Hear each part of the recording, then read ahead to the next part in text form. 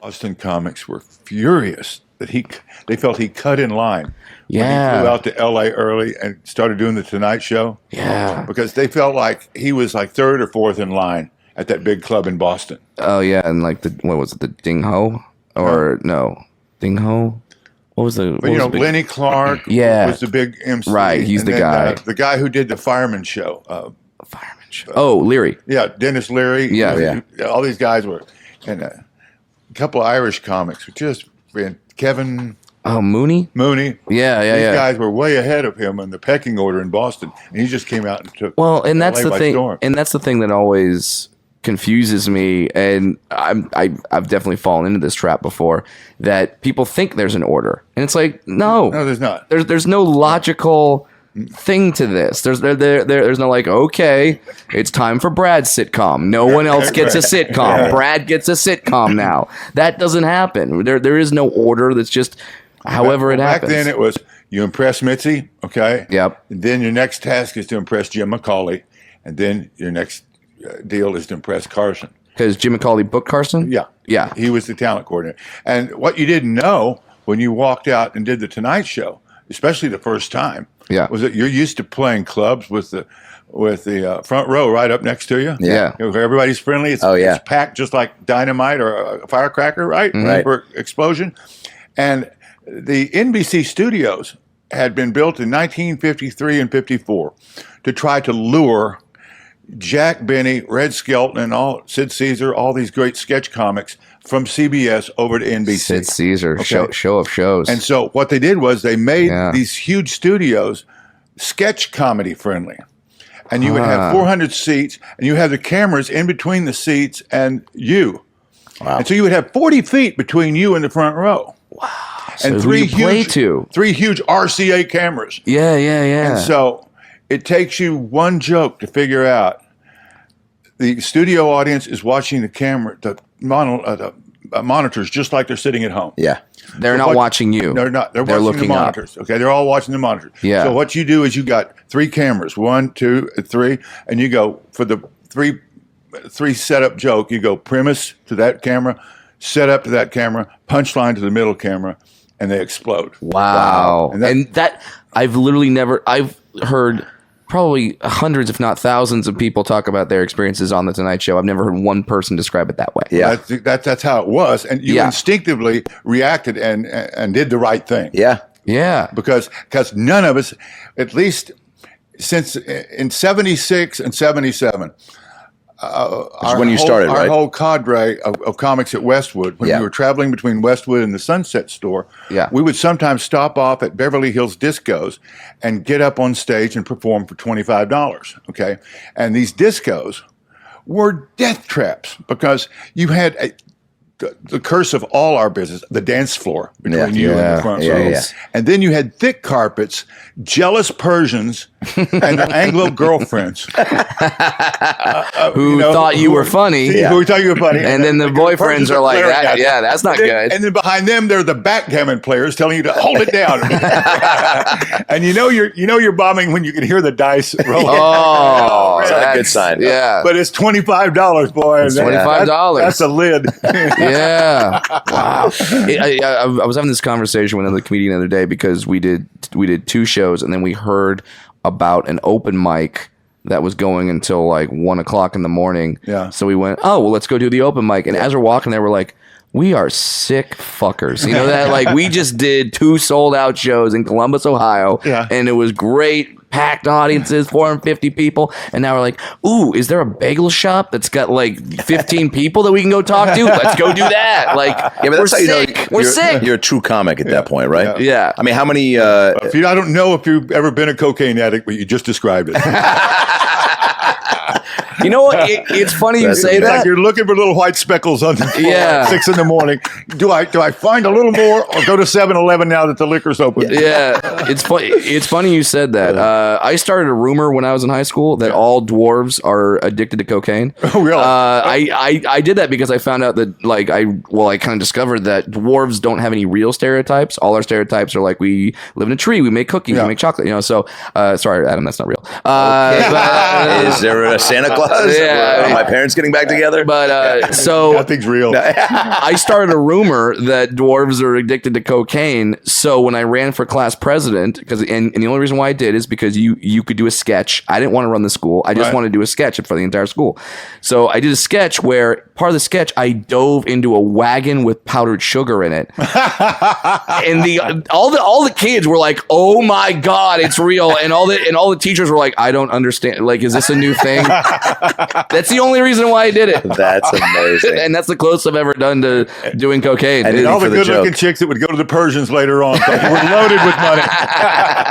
Exactly. You were just acting like you're a millionaire. Oh, anyway, it was fun. Wait, so was that Westwood Comedy Store? Is that where you started? That was 1976. Well, what would happen is that there was a tremendous generation of baby boomers just hitting the Comedy Store in 76. We just graduated from college. We'd all gone through Watergate, you know, and a tremendous amount of baby boomers. There were 75 million of us.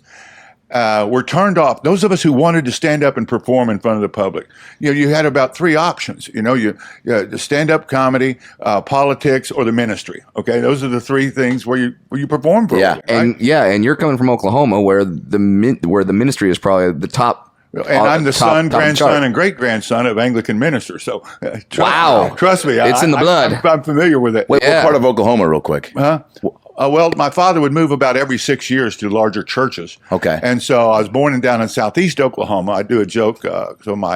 It's called Little Dixie. So my birthstone is crystal meth.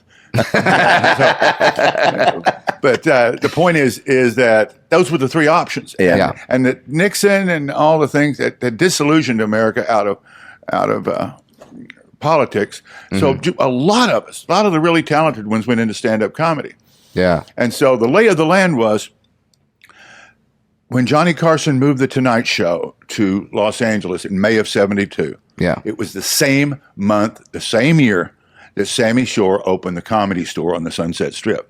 Wow. What that meant was that all the comics who had been working at the Improv in New York City, led by Robert Klein, David, all these guys, Steve Landsberg, Jay Leno, all these, Jimmy Walker, all these great comics, they had to come out to Los Angeles in order to do the Tonight Show. Right.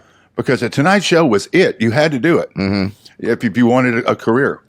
And so they all migrated out, and the Comedy Store Sunset was the immediate beneficiary of all this, I would say 30 to 40 great New York trained young comics. Yeah. Okay. They would all permeate the Mike Douglas, Merv Griffin, and the Dinah Shore afternoon shows. And the really good ones would go on. Freddie Prinze was their mascot. Yeah, sure. Would go on to the Tonight Show. That was the lay of the land. So here come all the baby boomers my age, and Mitzi establishes a club over in Westwood, between Wilshire and Santa Monica on Westwood Boulevard. And it happens to be a 235-seat room, brick walls, low ceiling, a perfect room. Perfect. It's just as good as La Jolla, Comedy Store La Jolla. And so what Mitzi does is she uses that, she thinks, as her AAA farm club, where she's going to you make regular, and she sends you over to Westwood, right? And suddenly Westwood becomes what Elaine Boozer called Argus's treehouse.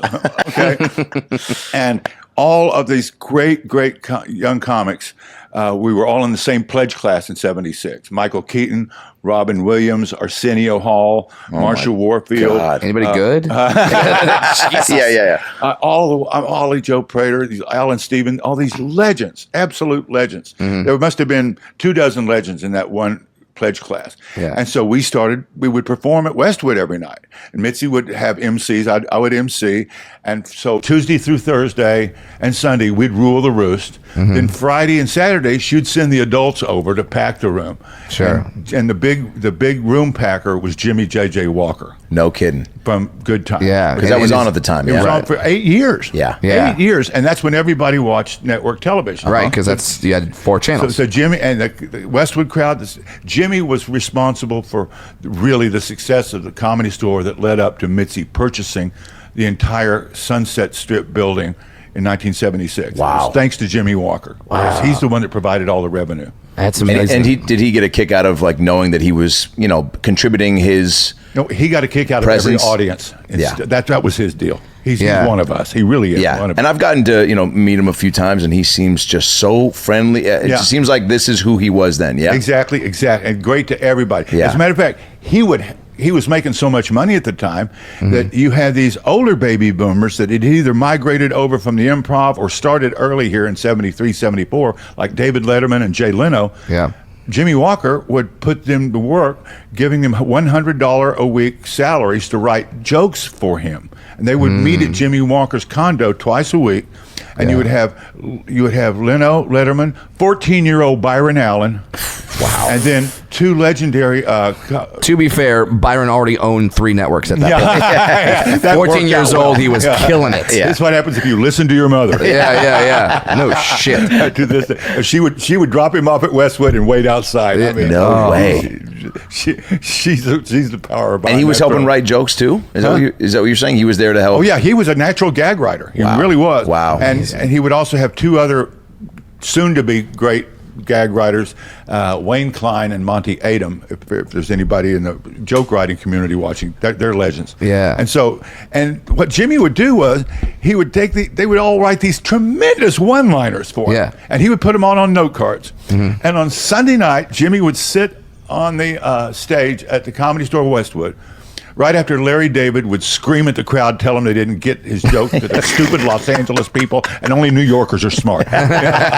Which killed every time. Or there'd be this embarrassed silence, and I'd walk up on stage. What would you say? Act like it never happened. Yeah. Killing. But now that the guy you've all come to see, the star of Good Times, Jimmy Walker, and he would go, yay. And he would sit, this is only on Sunday night, he would sit on this bar stool, and he would read these jokes at Leno, Letterman, Wayne Klein, Byron Allen, Monty Adam, boom, boom, boom, boom, just murder, and throw him over his shoulder, and that's the last time he would ever do them. Get the fuck last out time of here. He threw away 6 hours of material a year, just sitting up there having a good time with the audience. I would be like, if I was a comic back then, I would like be behind him with a catcher's mitt. Yeah. Just like, be like, come on. I gotta get a good new 7. That's a great idea because there's a curtain up there if you reach under. Yeah. Oh, sweet Lord. Why did he do that? He just was that a he was generous. He loved having those guys around. They probably made him sharper and funnier just hanging with them. But he loved hanging with them.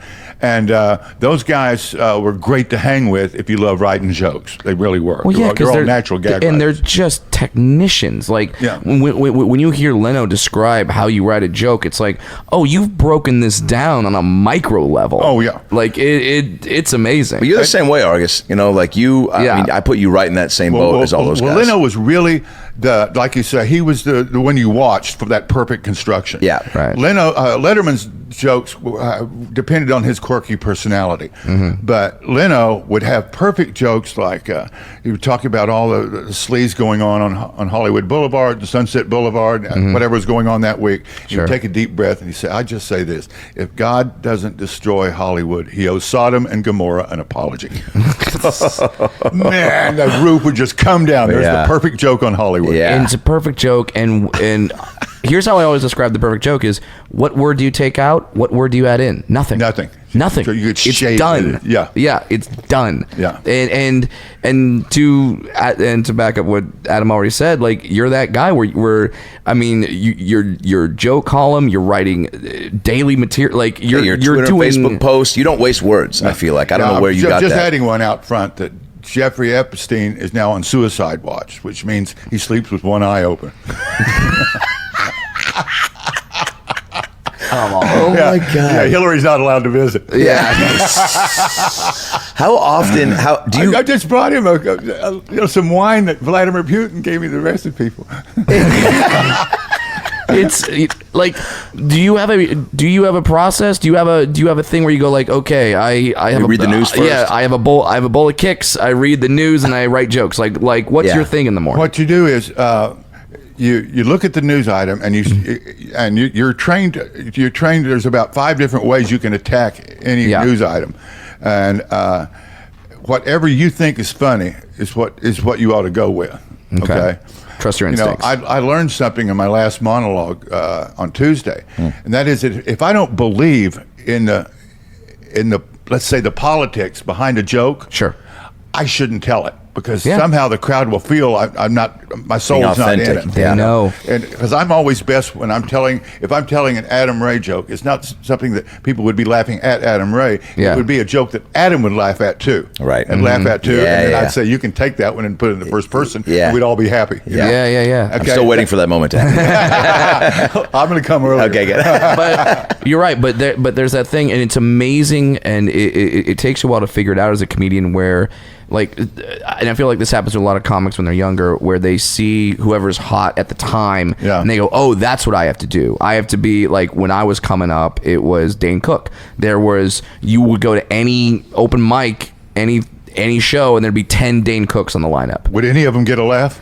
No, because that's not Dane, who they're doing they Dane are. Cook. Yeah, exactly. That's funny. Yeah, like Dane. That's Dane stuff. It works for him. Yeah. So like you have to find out what works for you, and like you say, if you don't believe it's funny, don't say it because the audience will know. But what I went one step further. If I don't believe in the thought behind the premise, if I'm just doing it because it's a clever joke, don't do it. Don't do it. You have to believe in the attitude behind the joke. Yeah. If you're like, oh, I have this really good anti-gun joke, but you're a pro-gun guy, it's gonna come out. Yeah, they're gonna know. If I were to do an anti-cocaine joke, people would go, Argus, this is us. This isn't you. Come on, come on.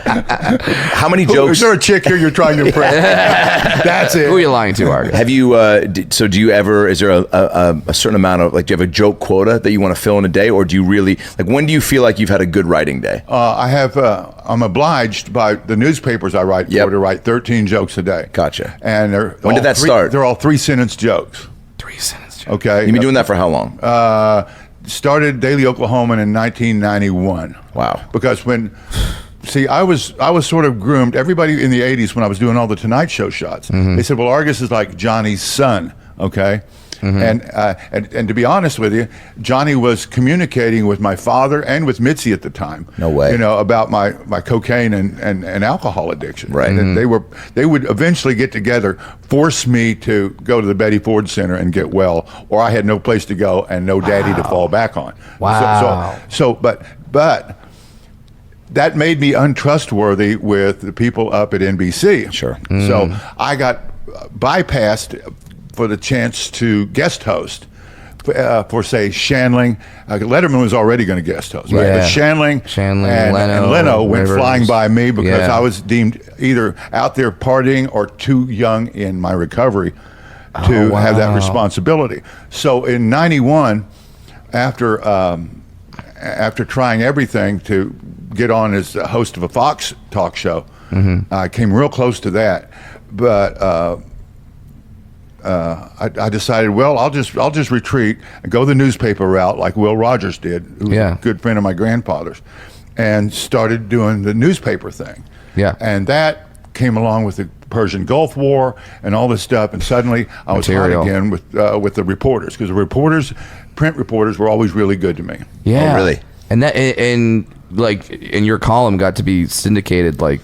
Yeah, everywhere. And everywhere. The big deal that millennials wouldn't understand right now is that there was a great radio host that was bigger than Rush Limbaugh at the time, who had a 5-minute or 10-minute news commentary that was syndicated all over the country named Paul Harvey.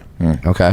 And Paul Harvey was on the radio for 40 years. He was like Jesus on the radio. And he lived until like the age 97 or something. But he was a factor on radio up until about the year 2000.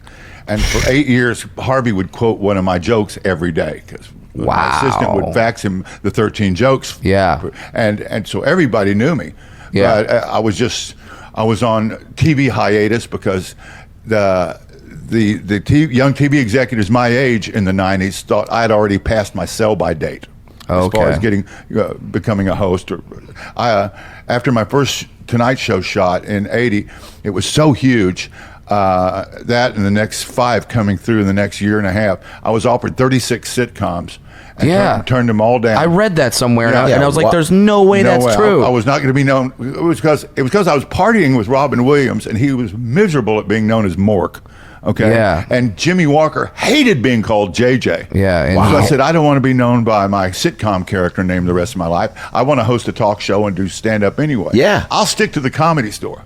Wow. Not knowing what a survival compass I had inside me. Yeah. Because 25 years later, all my peers, they've gone through their sitcoms, they've gone through their fortunes, the kids' private school tuition, taxes, divorces, accounting, divorce settlements, all this stuff. Yeah. And they're spent cartridges. Got to do it again. And they're showing up at the Comedy Store, and there's no room at the inn. Yeah. Wow. Okay. Because of all the people that have now come up and taken their place. And it's always amazing to me because you look at like the Comedy Store Instagram, and it's almost every post of that lineup will have someone go like, because it'll have Sebastian, Joe Rogan, Ali Wong, Liza, just all these big stars, and then it'll have Argus, and some people will comment like, who's this Argus Hamilton guy? And then other people comment like, no, you have to go see it. Like, that's nice. They'll fight with them, be like, no, you have to see Argus. Well, the Comedy Store social media maven, Emma Lee, is right here.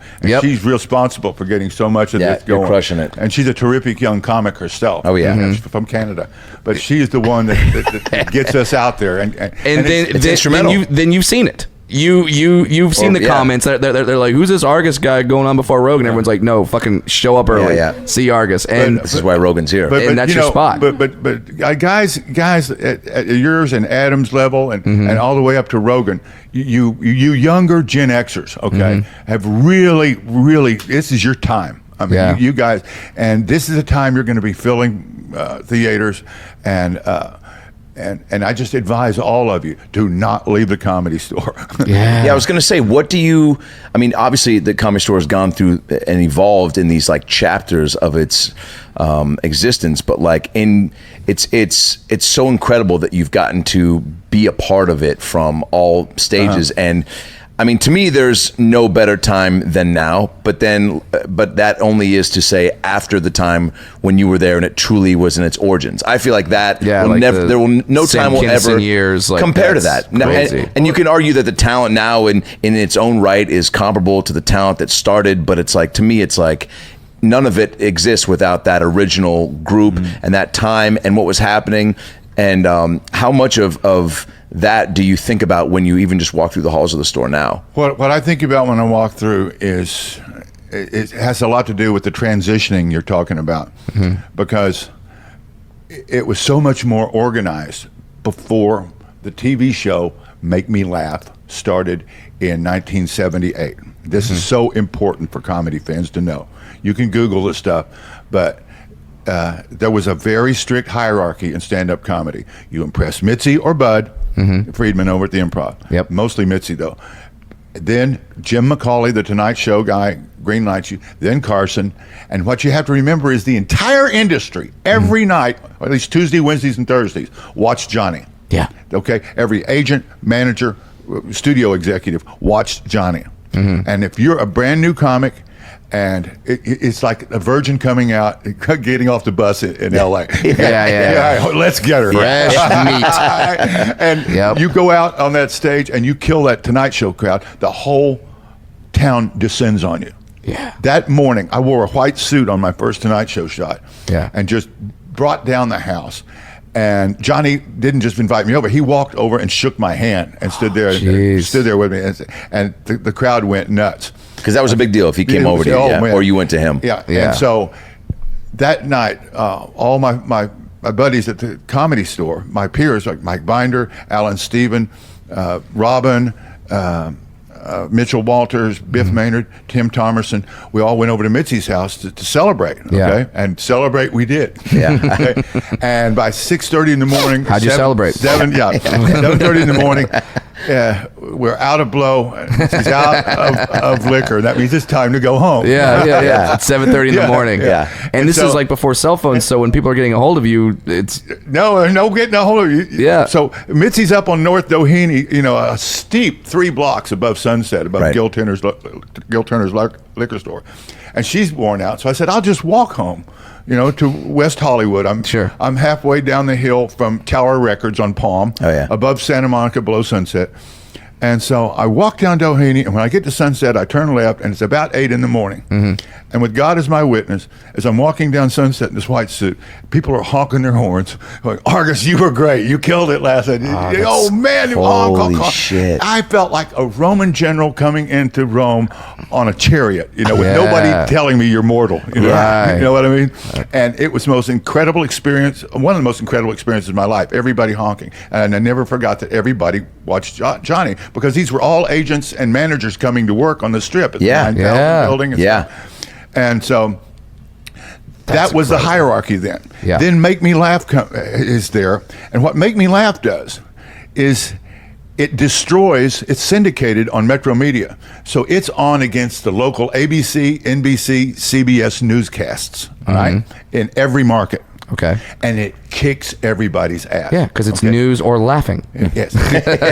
I'm standing up, and you're the contestant, okay? Yeah. And there's a great studio audience here. Yeah. And I'm standing here, and I'm telling you jokes, trying to make you laugh, secretly hoping you don't, because the crowd's going nuts, and the camera's on me. Right. And so this goes on for 30 minutes a night, and it becomes hugely successful. What happens?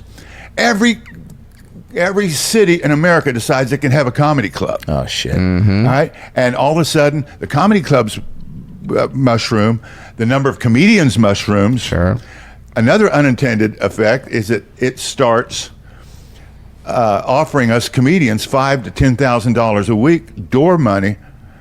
In 1980, 79, 80, 81. That's like $40,000, $50,000 a week when rent now. was $200 a month, the phone bill was $10 a month, and gas was 60 cents a gallon. Yeah, you're rich. Yeah, So, exactly. Yeah, you've got $18,000. You can hire people to drive down the street and honk at you and scream, Argus, you were great last night.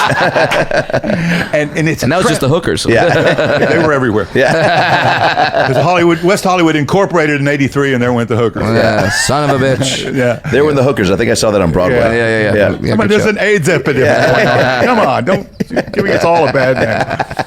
All right, and so, but that was a trap. Okay, Right. First of all, it produced all these comedians, but it lured a lot of LA headliners onto the road. Yep. Where they met the waitress, got married. Oh, man. Started having kids, And that was that. And the town forgot about them. The law of unintended consequences. The town forgot about it because they were making so much money on the road. Yeah. And then, 2-3 years later, what happens? Well, a second comedy club pops up, and a third in each market. And pretty soon, they're in paper wars. Yep. And the amount of income goes down. These guys are stranded out there on the road. 'Cause now they're getting baby free boomers tickets. in the late Yep. 80s stopped. They finally settled down by 1990. They stopped going out. They go to their homes and their churches and their real lives, leaving clubs to the mercy of this little Gen X generation you have that was only 35 million people. And there was a 10-year depression in the club business because all you guys did was go to Viper rooms and die in the parking lot. Yeah. Yeah. Sorry, we were such buzzkills. Those were the days.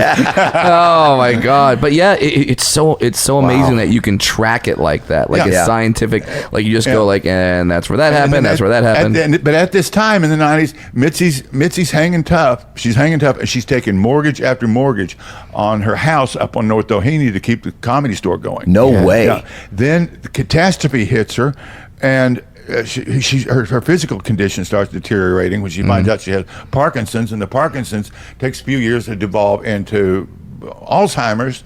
Yeah.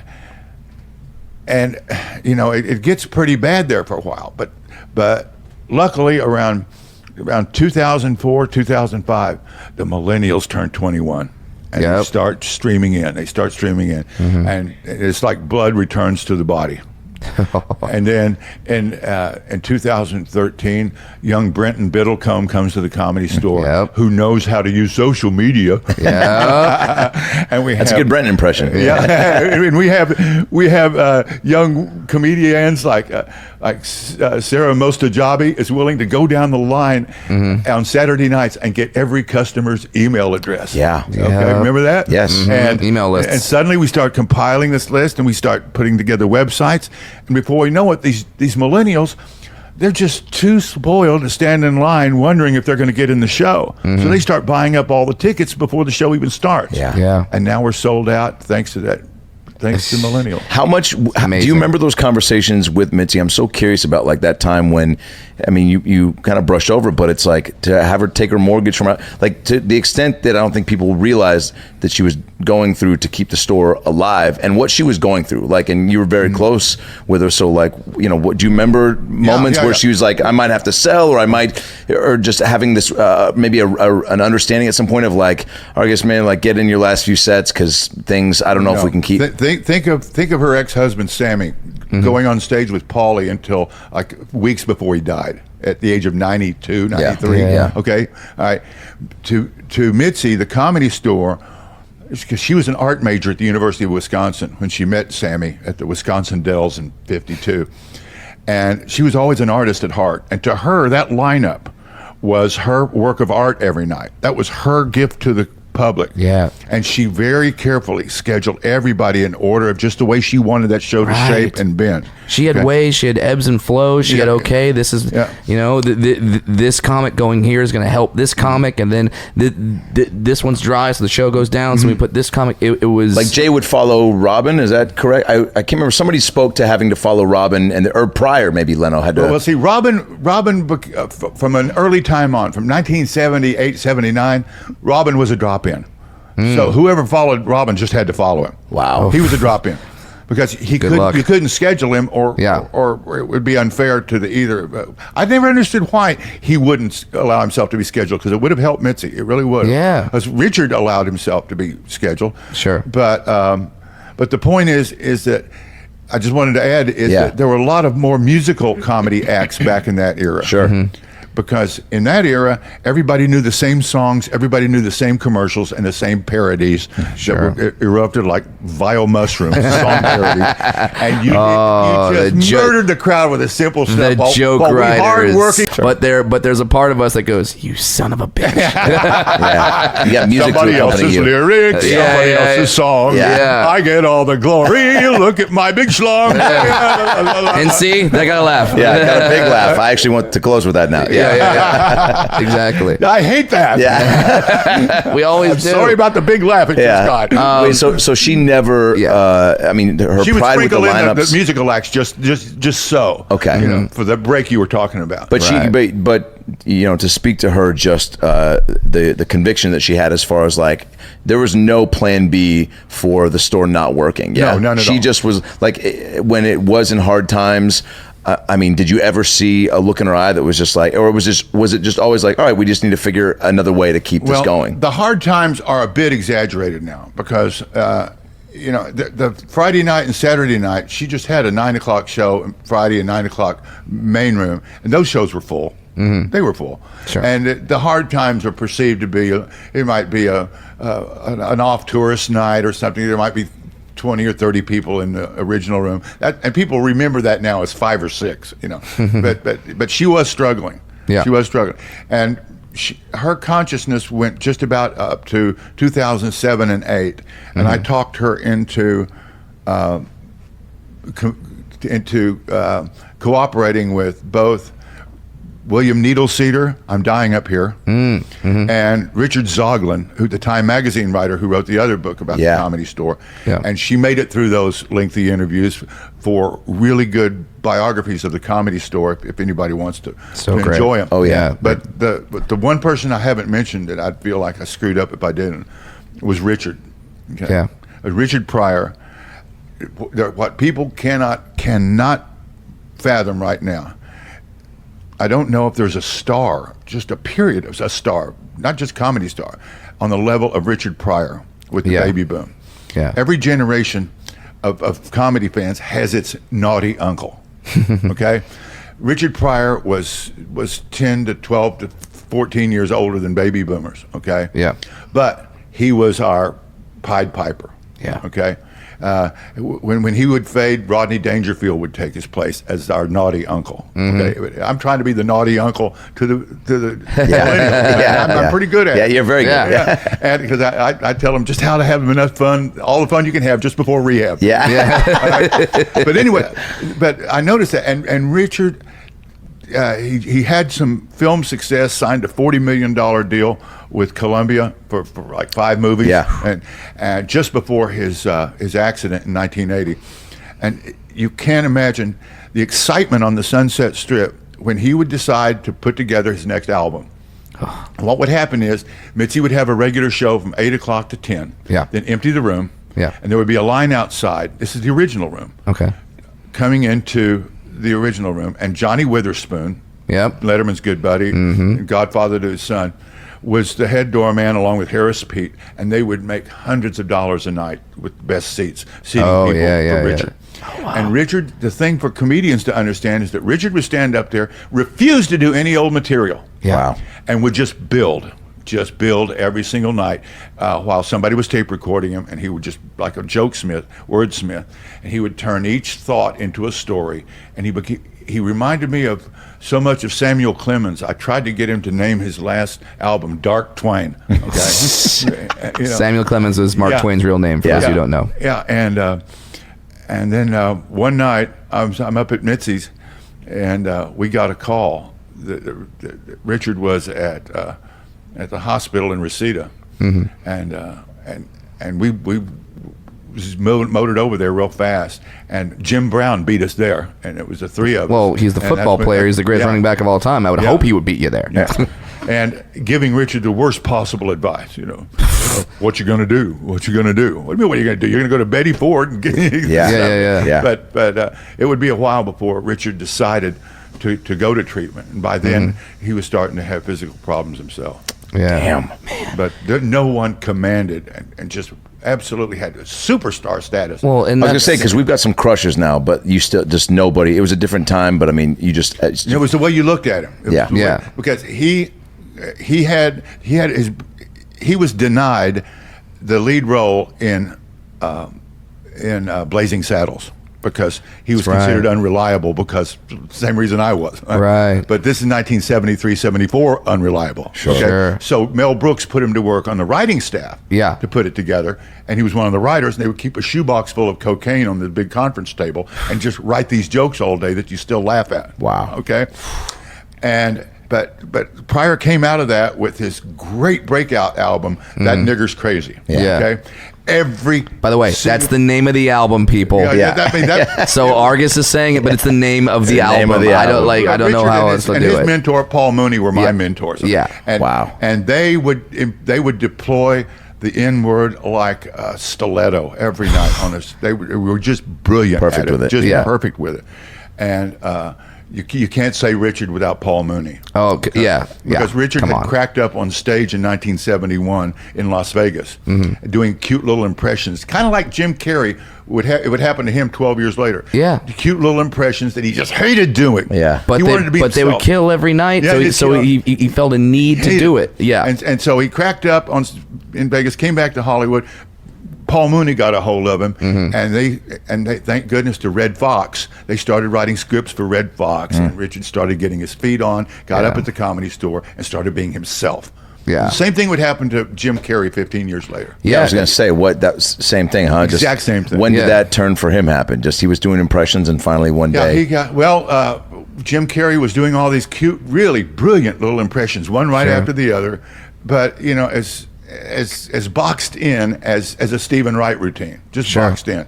Totally. Yeah, he couldn't. That character. He couldn't express himself. He couldn't do. He couldn't do anything off script. And he got tired of it. And one night he's up at Crest Hill, the house where I lived in, right above the Comedy Store, that came with the purchase of the Comedy Store for Mitzi. So she turned it into a place where the comedians could live.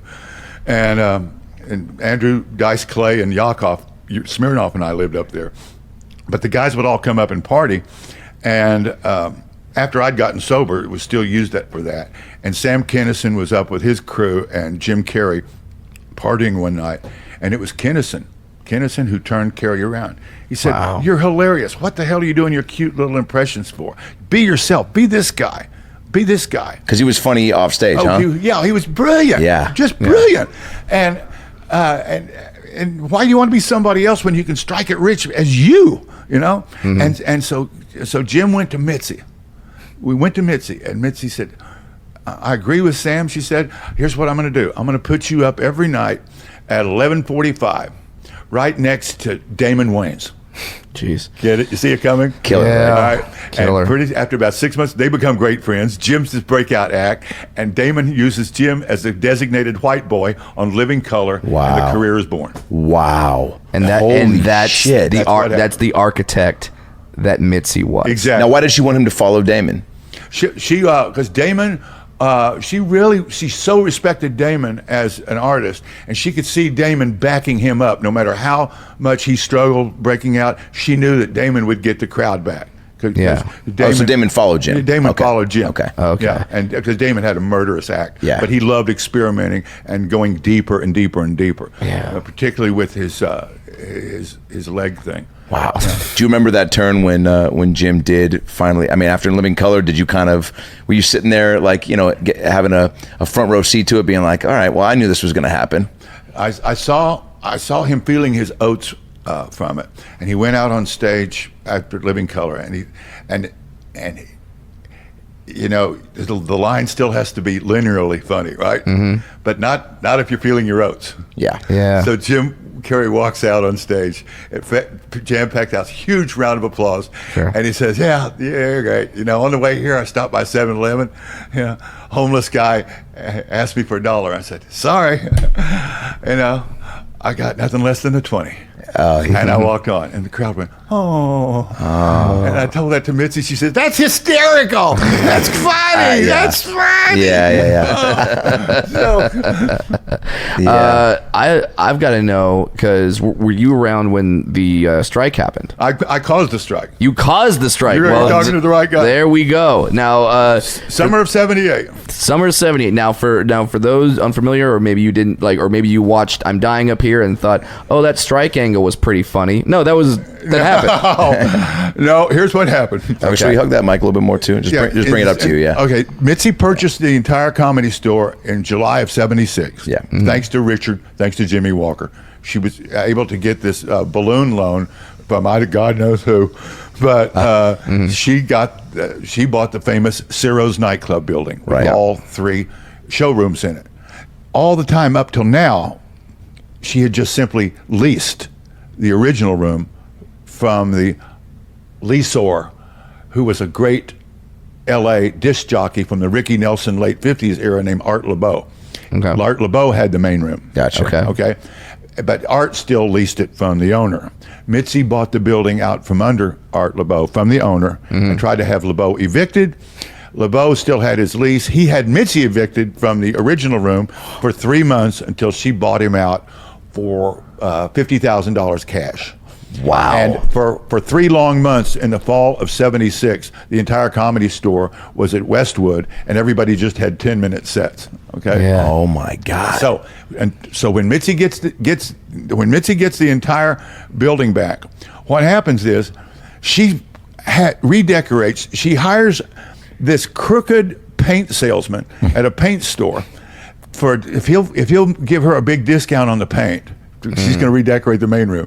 She'll make him assistant manager of the Comedy Store. Oh, that's a pretty good deal. deal. Yeah, and the crook goes along with it. I know exactly what's going on because I'm not only the doorman and MC at Westwood, I'm Mitzi's runner during the day. Yeah. So I'm having to go all around town picking up all this paint and paintbrushes and all this material in Mitzi's little 1975 Pinto, using Mitzi's driver's license and checks to buy this stuff. Yeah. And the funny thing is, all the vendors knew Mitzi, but she scratched out with her pencil the year she was born because it's none of their business. Driver's license. Okay.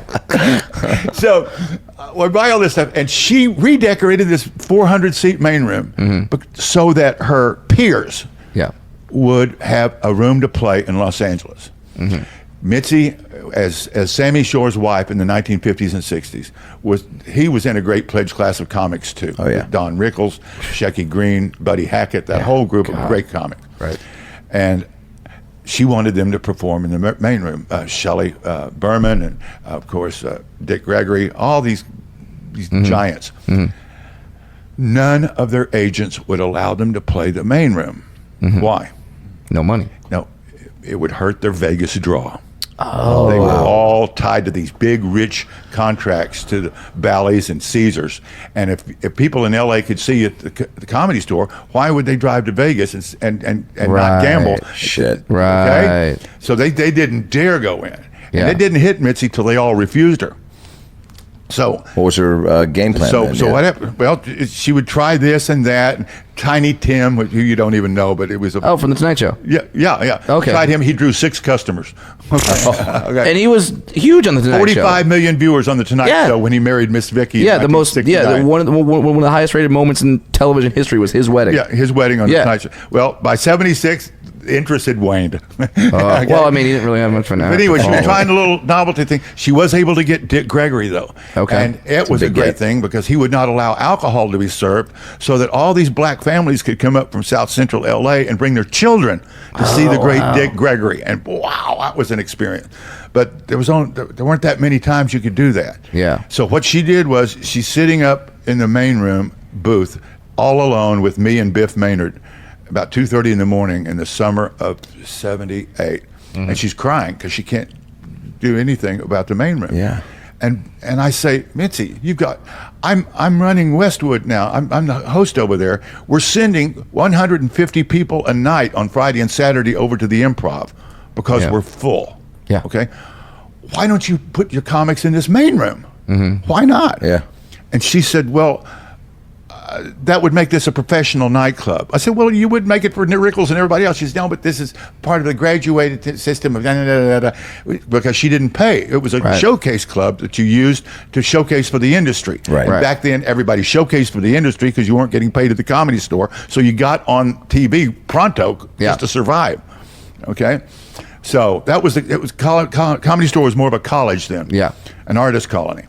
Well, Mitzi finally, after Biff Maynard browbeat her into trying it, and she said, Argus, what's the reason against it? I gave Mitzi's line of defense. The Comedy Store is an artist colony, and it's not for paid people. You're to grow here, not to be paid here. I don't want to be a nightclub. I said, Mitzi, times have changed. It's a nightclub now. We've got a whole generation of people pouring in, and you've got a room here that Letterman, Leno, Gallagher, Skip Stevenson, Elaine Boozler, Marcia Warfield, Paul Mooney can pack this place while we're all packing the other rooms. Trust me. And so she devises a plan of 6 shows for $25 and tries to sell ticket packages and stuff, and it doesn't quite work. And she schedules a show for free in there, and Tom Dreesen gets together with the 25 comics and meets with Mitzi and say, look, let's figure out a way to get paid in here. And she balked at first, and they negotiated back and forth, but Tom made what I thought was a mistake at the time of bringing in 200 comedians to the meetings instead of just the 25 main room comedians that would have played the main room. Yeah. Okay. And Mitzi finally settled with the 25, and they were celebrating it at Cantor's Deli. And we did it. We're gonna have a place. You can go from Westwood to Sunset to the main room, and a lot of us won't even have to do the road. We're going to do so well with the main room. Yeah. And Marcia Warfield and Brad Sanders come up to Dreesen in Cantor's and said, "What about us? What about the rest of us?" And Tom said, "What do you mean?" He said, "Well, we were all at the meeting with you. Weren't you? How about us at Westwood? And in the original room." And I believe, as it says in the book, I believe at that time that Dreesen realized he'd recruited an army to do the work of a platoon. Accidentally. Yeah. Everybody just wanted in on it. Right. Yeah. And then he thought, oh, this will be a sledgehammer of force, not realizing, oh, shit. And then they'd completely underestimated Mitzi because they thought they could just bully her into it. Yeah. And she said, absolutely not. The Westwood and the original room is going to be for an artist colony, graduated system of development.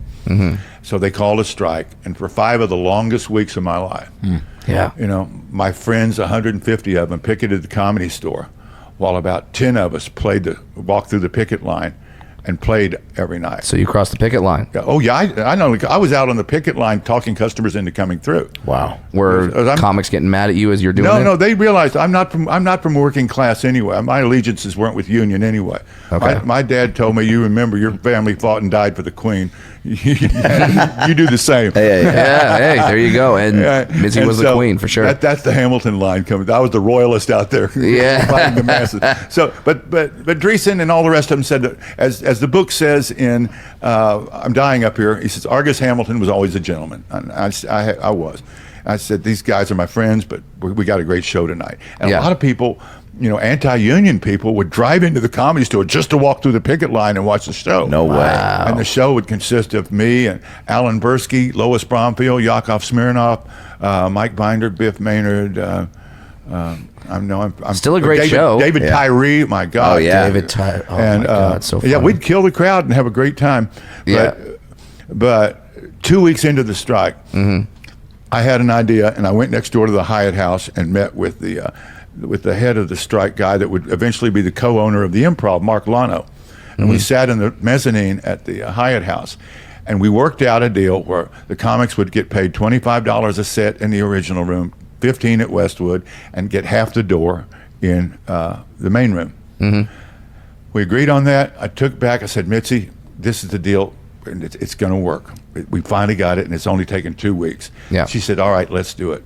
And we'll just get through this one more night. And Alan Steven and her walked down into he was another one. He was great. Alan would sat by the window with Mitzi as the strikers were going by, and all of a sudden they broke into song. And what was they singing?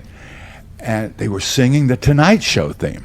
It so happened that David Letterman was guest hosting for the first night of his career at the Tonight Show that night.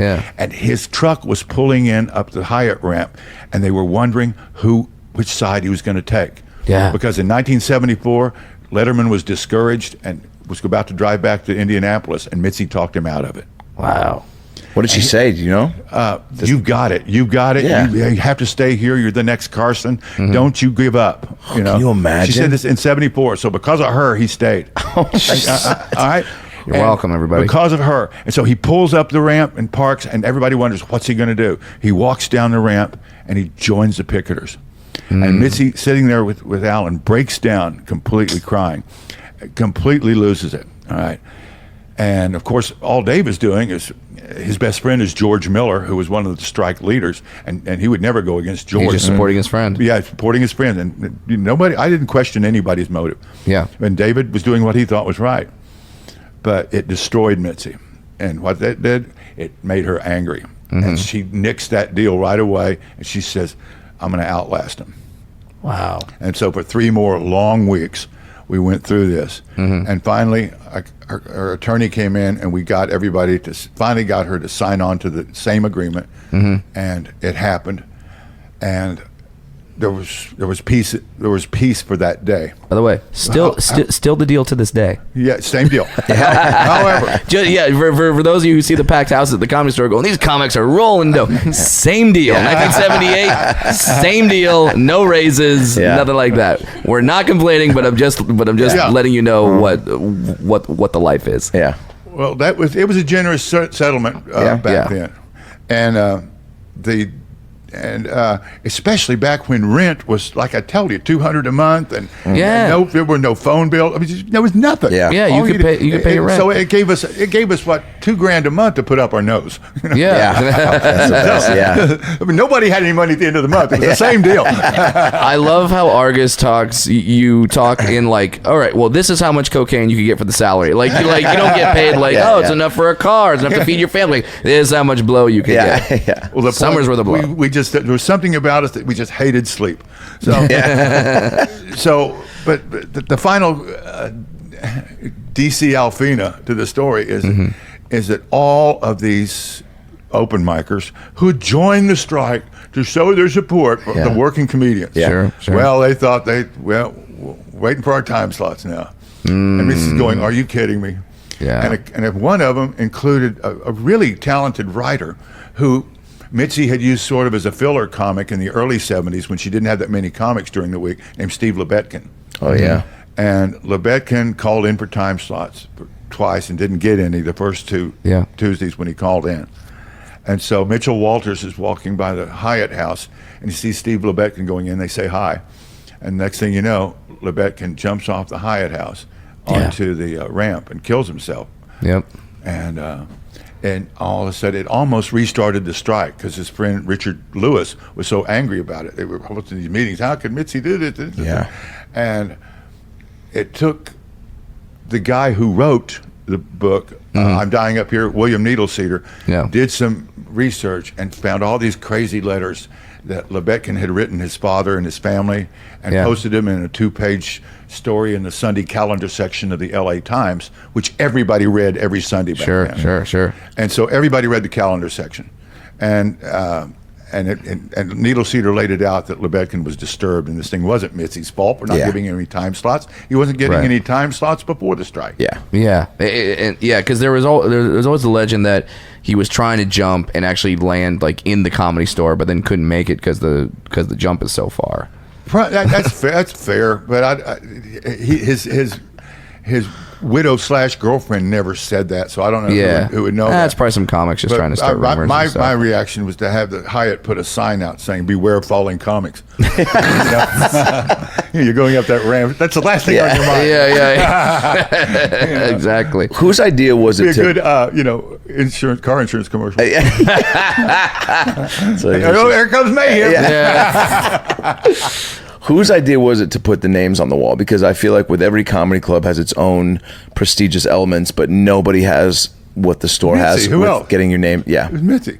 Yeah. Because still today, that is you. I mean, Brad and I can both attest. Oh, dude. I mean, it's literally, I worked there doing the phones for 5 years and the countless amount of, and everyone's journey is different. Some people waited for a little bit, popped in on some shows, got the right stars to align, got some cool credits, were a little further along. I mean, now we see the amount of comics that are coming through and getting past. Everyone's journey is different. So it means, but it means the same to everybody. Right. But I'm curious how it was when those names first went on, and what you, if you get that same feeling for people when you see it happen now. No, it's a much bigger deal now. Okay. Because we were spoiled snots then. What took you so long to think of this? Right?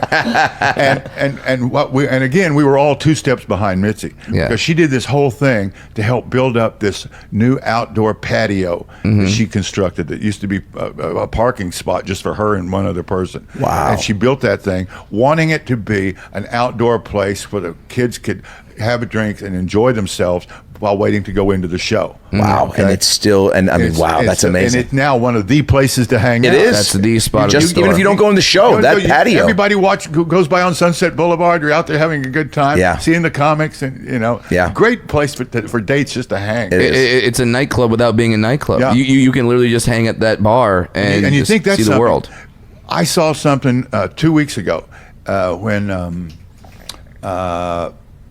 Mike Binder got David Letterman to do the upcoming Showtime special on the Comedy Store. No way. Mike Binder's got, going to have like eight specials. Amazing. On have you Showtime. Been, I'm sure you're all over that. He interviewed everybody. And because Binder and I started the same year, we ran together. And there's this brand new patio on the roof. Have you seen it? Yeah.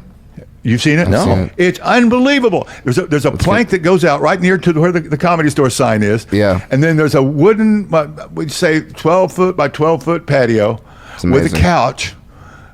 On the roof? On the roof. Yeah, it's unbelievable. Unbelievable. For us to hang out at. I think right now it's just for interviews, but once you see it, that's where they've been doing. Once you're going to see it, you're going to think maybe there's a way to get from the belly room to that roof. Holy shit! You could see it coming. Yeah, there's so much space, even all the way up to Paulie's office. I never, until I worked the phones there, didn't realize how big it is. I swear, every time I go in that building, there's a new room that makes me go, "Wait, what? Yeah, this is here." And now you guys both killed it on my show. The Artist Hamilton's Comedy Store. Yes. Plug that. Where do Comedy Store Tonight, YouTube? Yeah. Right? On YouTube. And I want to stress, you write a monologue for this Like this every week. This is a Tonight Show caliber monologue. These are great jokes, and you have Tonight Show caliber guests. You guys, for instance. Us. No, you do. You both murder on it because you know there's a hot little crowd downstairs in the studio. Yes, which is great. About 15 people, great acoustics, great walls. Yes. We know a hot room when we see one. In the belly, and you're doing it in the belly of the Comedy Store, which is just like, I mean, what is that like for you to be like doing that? It only set me up for a great joke against Yakov. Because I said, we're down here. I said, Yakov, welcome to the show. You know, it's shot in the basement, just like the Romanovs were. He just fell over. I crippled him. Always, you always got one. It's such a cool vibe, and I would suggest people not only watch it, subscribe to it on YouTube, but also if you're in the Los Angeles area, like you say, there's a studio audience. Yeah, stop by on Tuesday night at 8:00. Tuesday night, 8:00. And download it all week. Argus Hamilton's Comedy Store tonight. You just had Kevin Nealon on, and you guys are getting great guests. It's a fun show, and it's funny. B, if you have any questions about the inner workings of the Comedy Store. I'm your guy. You get it there, as you can tell from this podcast. Inner workings is a funnier line than you think. Wait, what I do before we close out. What was Mitzi like in bed, Argus? Well, I mean, you brought it up. Girls with big boobs, you can't beat it. That was her power. She'd sit in the back of that halter top, and she was just like Oedipus with all her little boys. Love that. That is, there's so much. I want to know just two more things before we close out. And thank you again for doing this. This is, I mean, you know, I don't know if you truly know your impact on comics, and as much as, you know, how prolific you are writing wise, to still be coming in and night out and crushing and being so kind, and the conversations that I've had with you in parking lots and pre and post show, and your quick tips and advice and observing, and even though if you're, you know, in and out some nights, you're still taking in so much, and you're still, you know, living and breathing the store, and are so much you know, it makes my night when I'm there and you're there and I get to bring you up, and I'll sit and watch. You know, it's like we all see so much. There's very few people but it's truly incredible the way that you are still operating. You guys are the kids and family I was too selfish to have. Okay, so it's a double pleasure for me. Well, and my favorite part is just watching you do your spot and watching the faces of the people in the audience who are there to see, you know, whomever, and then just go, who's this guy coming out in the suit? You know, and all the comics are wearing t-shirt and jeans. Who's this guy in a suit? And then just watching their faces, just smile and laugh and go, holy shit, there ain't no school like the old school. Thank you, buddy. I appreciate it. Thanks for having me on the show. You guys are great. Well, I do. Can we do something before we wrap up? Certainly. You got a few more minutes? Is that cool? I want to just kind of throw out some names of people that have just that you have started with, that you got to see, and just get a few thoughts on each of them, and people that are you know, from the past and the present, and just a few, whether it's a few sentences or a few words or whatever. Sure. Roseanne Barr, groundbreaking comedian. And no pun intended on that either. I mean, he doesn't stop people. No, she came in at the perfect time of the women's movement, needed a blue collar spokesperson, and she just blew the roof off. Ollie Joe Prater discovered her in Colorado and phoned Mitzi about her, and then she came in to town with Felicia Michaels, and showcased for Mitzi immediately. Mitzi had Jim McCauley come in, and the next thing you know, she was on the Tonight Show. The interesting thing about Roseanne, two things, is first of all, her husband, a Colorado hippie, was the one who wrote most of that first perfect feminist act of hers. He wrote it. Crazy. And she delivered it, but he was the brains of the operation. Okay, and I mean, he was smart and brilliant and a real feminist.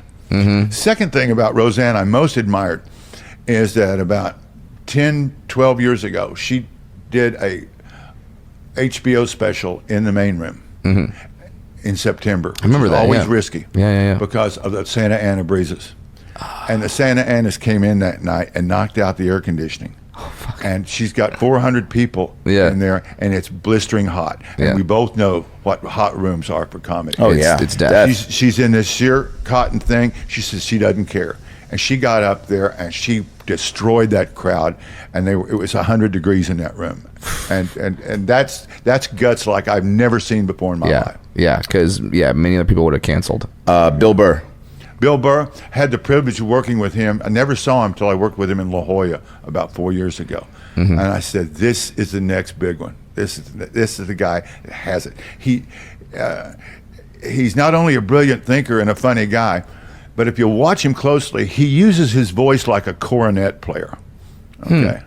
And you're not just listening to a joke, you're listening to a song being played the intonations, by a cornet. Yeah. And that has a mesmerizing effect on the crowd, just like an India flute player would have on a cobra. Yeah, it's that's a brilliant way to depict it. Yeah, I'd say that. I'd say like if other great examples of that would be Lewis Black, where he knows when to ramp up. He knows like he's going and he's just talking about politics, and then he's talking about the shit that pisses him off, and then it it's just like a timpani player. It just ramps up, and then he could say almost anything, and you would laugh just because his rhythm is so perfect. I think he watched a lot of Sam Kinison, who was a. Oh my God! Well, there's another one. Sam would just lullaby you with nice, sweet, funny stuff, and then the subject would turn to women, and then rage. It would just be, so you're gonna get married? You're gonna have the nice life. Or you you're talk about about to get Jesus, married. right? Yeah. You coming back, Jesus? Sure, I will. I'll be glad to. As soon as I can no longer whistle between my hands. Just before you get married, I just want you to remember this face. Oh, he was wonderful. Greatest. God. Gerard Carmichael. Gerard, brilliant thinker, and I wish he had hung around the store longer. Yeah. Because I opened for him on his HBO special. You did? Yeah, in 2013. Mm-hmm. And Filmed at the store, right? Yeah. And it was OR. also just like Roseanne. Same time of year, and the air conditioning went out. God. And what's worse, Spike Lee is directing it. Yeah. You can imagine the tension. Yeah. But the crowd hung in there, and he killed. But Gerard Carmichael had the balls, a 3-ball tomcat. He stood up, and he stood up and talked about the good side of slavery. Okay. And he talked about how if it hadn't been for slavery, he said, me and everybody, a black person in this country would be back in Ghana right now. We owe these people. Yeah. And he's got the guts to do this. Yeah. Oh my God, if I said that. I always look at guys that do topics like that, and Burr has a couple jokes like that where I'm going like, holy shit, like you're taking it from that perspective. Yeah. Wow, let's see how you dig out of this hole, and they find a way. I get out of a hole with that. I've got a great race line, and I just found a way to really pour milkshake on it, and that is after I get away with it. Sure. I say, my name is Joe Biden, and I approve this message. You know the line. That's brilliant. Oh yeah, dude, that is brilliant. So awesome. Keep going. Dave Chappelle. Dave Chappelle, I'm not that familiar with. Okay. But I admire the way he murders. Have you? Yeah. Just as far as in the, I mean, because a lot of people compare, like for him, maybe being our generation's Pryor, more or less. You know, that's pretty much what everybody says. Yeah. I've never watched him. Oh, really? Never. Wow. I don't watch comedy at home. I'm too busy working. Yeah, you are. I hear he's fantastic. Because that's a chat with him on your show is something that I feel like the powers that be could facilitate. Well, who is it that co-wrote or co-founded? Neil Brennan. Oh, Neil Brennan. Neil's is probably the smartest guy in stand-up. You know, I would not be quick to argue that. Yeah, I put him and Gerard for just these guys that are just constructing jokes where you're just like, oh my God. Brody Stevens. Brody. I never saw him perform because he always went on last, but I had him on the show. And I thought, this guy gets away with murder. Okay, he stands on the stage and he'll talk about personal improvement, and he'll talk about beat his chest like Tarzan, and inspire the crowd to be great, and then pull a great punchline, and then go back to his thinking, you know, and he would just hold your audience up there like the most interesting human being you ever saw in your life. And I thought he was more of a mesmerizer than a pure stand-up, but he got people to love him so much it didn't matter. Yeah. Yeah, that's a great way to describe it. He truly did. I think how much do you think being likable on stage matters? Here's a tip for you and every comic watching. The crowd will love you just as much as you love it. Okay.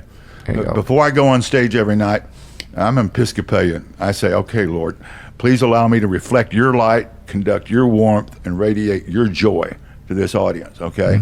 Let me be the funniest man to hit this town in 43 years. Let's go. And I walk out there, and your glory, not mine. And that's as sweet as I am all week, because I'm a regular. I'm a regular guy. But when that moment of truth is, everybody gets religion. Oh yeah, yes, absolutely. Like Jeffrey Epstein before the sentencing. I'll be good from now on. From this point on, I'll be good. No more from now. Oh, Lord, give me celibacy starting tomorrow. Two more. Yeah. Adam Egget. Adam, wow. He the now Booker of the Comedy Store. Booker of the Comedy Store. He was assistant manager in 2013 when we lost our Booker Tommy to some administrative problems. Sure. And the problem being no one was going to the club. Adam was thrust into this and didn't want it. And I encouraged him to stick with it. And Adam has developed into an uncanny Mitzi impersonator. I mean, he really schedules the lineups like Mitzi would in the absence of all the music, okay? In the absence of all the music. He schedules it just like Mitzi would. And he picks the comics just like Mitzi would. Mitzi didn't care on open mic night if you were funny or if you were funny. All she cared about was your charisma. Do you glow up there? That means you love the crowd.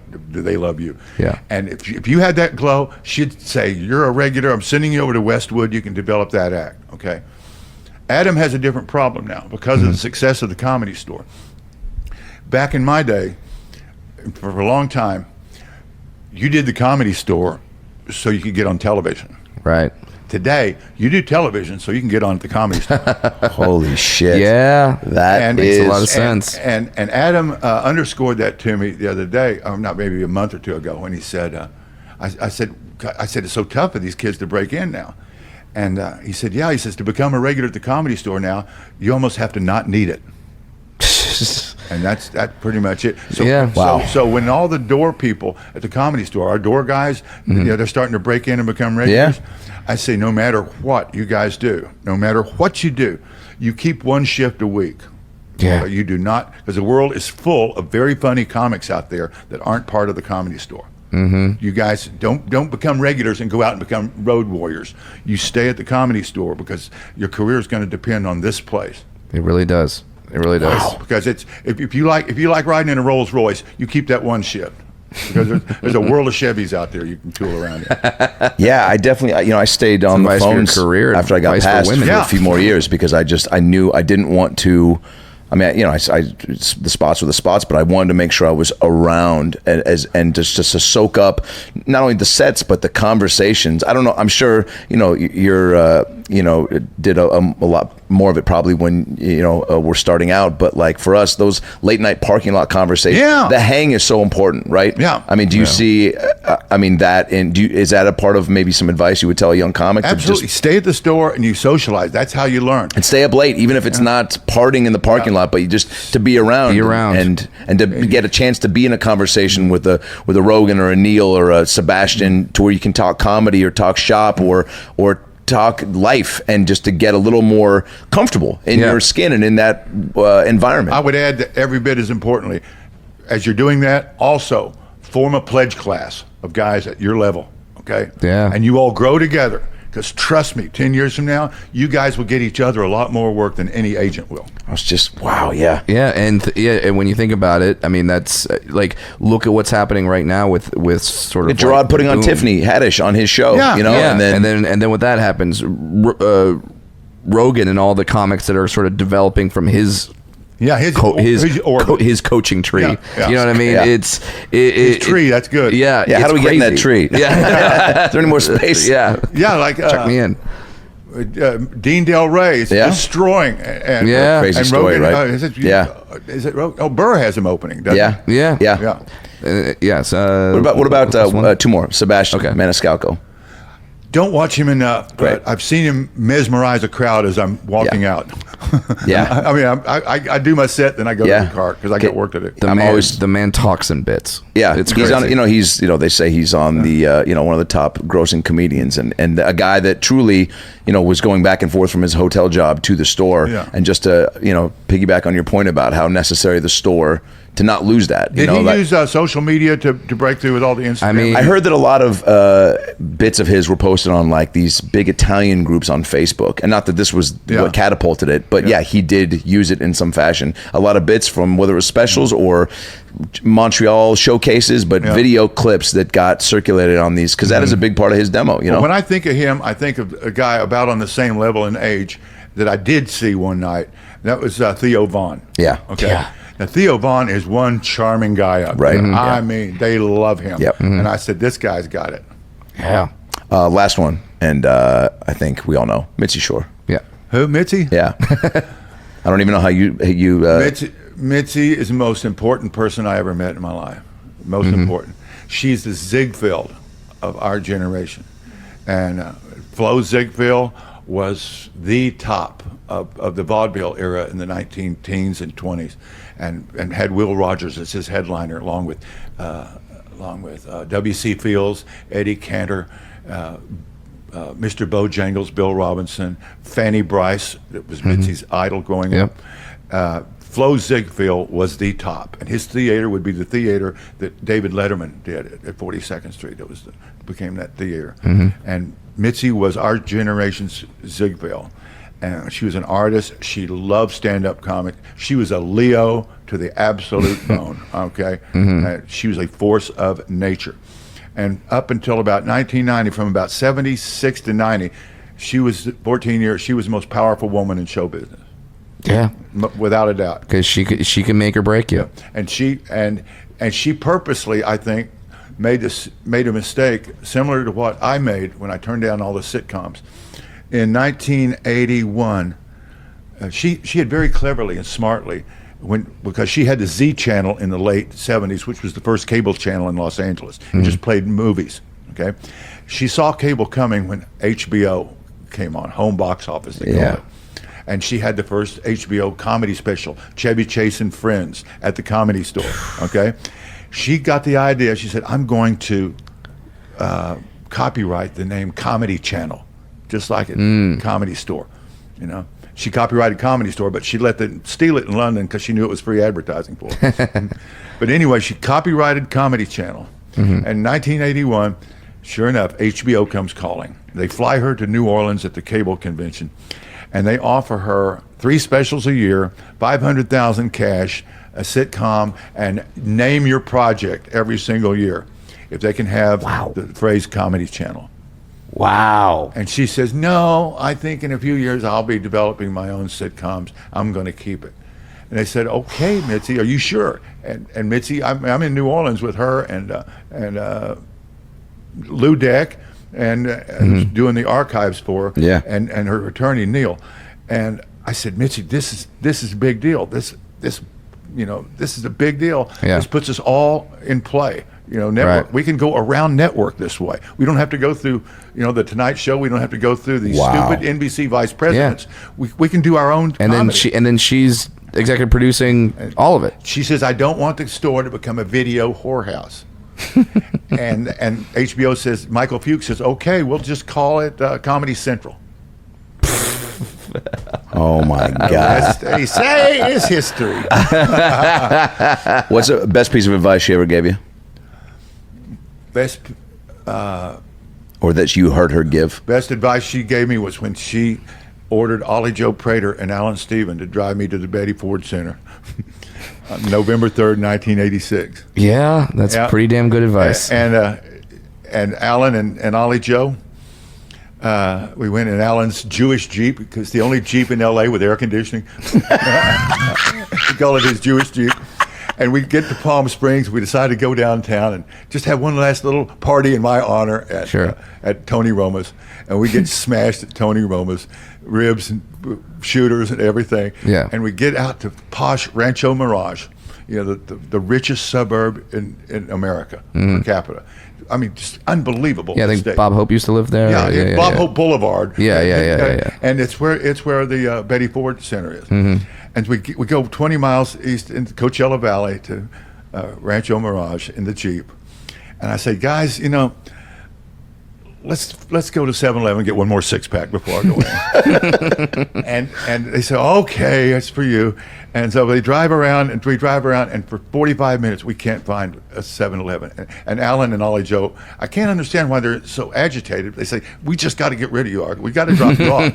So they drive up into the Betty Ford Center, and Alan and Ollie, they can't wait to get my luggage. They walk in ahead of me. Yeah. The admission nurse looks at them and says, 2? And then Alan Stevens says, no, wait till you see what's in the car. Yeah. And the way Alan tells it, he says, I get out of the car, come walking in. He says, in a suit, I look just like Jack Kennedy coming in. And they say, this is a patient? And I say, yeah, wait, you'll get to know him. And so they drove home, and there's 2 afterthoughts to all this. First of all, Alan and Ollie Joe had an 1/8 of an ounce of cocaine on them they didn't tell me about.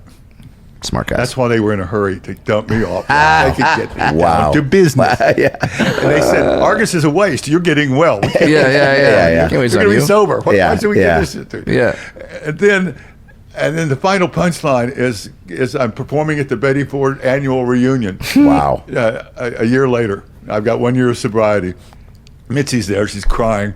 And she's going to Danny Stone at the time, but he gives her the night off. She comes to Rancho Mirage to see, these 800 millionaires and me, graduates of the Betty Ford Center. Yeah.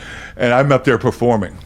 And I talked about driving around looking for that 7-Eleven. I said, to this day, I don't know which was stupider. Me thinking that another 6-pack of beer was going to fix me, or that there was a 7-Eleven in Rancho Mirage.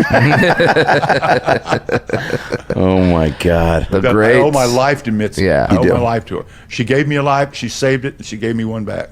That's amazing. The rest I got to give to the public, because that's why she saved me. That's amazing. Well, yeah, man, it's you're a comedy treasure and just a fucking real life treat. Thanks for having me on the show. Being around you makes everybody better, man. Absolutely. Thanks for having me on your show. It was a lot of fun. Guys. Was it good? Yeah. You guys are great. You were so fun, man. Comedy Store tonight on YouTube. Subscribe to it. Argus Hamilton's Comedy Store tonight. Argus Hamilton's Comedy Store tonight. Come to the Comedy Store. See him in the suit. You got to have Pauly on. You got to have Pauly on soon. Yeah, that's got to be a great chat. Pauly, has he been on the show yet?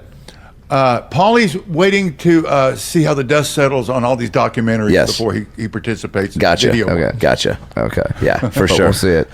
And on social media, Argus Hamilton? Argus Hamilton. Yeah. At Argus Hamilton? At Argus Hamilton. Perfect. There you go. I mean, I end every set by saying, you all remember to friend me on Instagram, okay? Good night, everybody. It's about last night.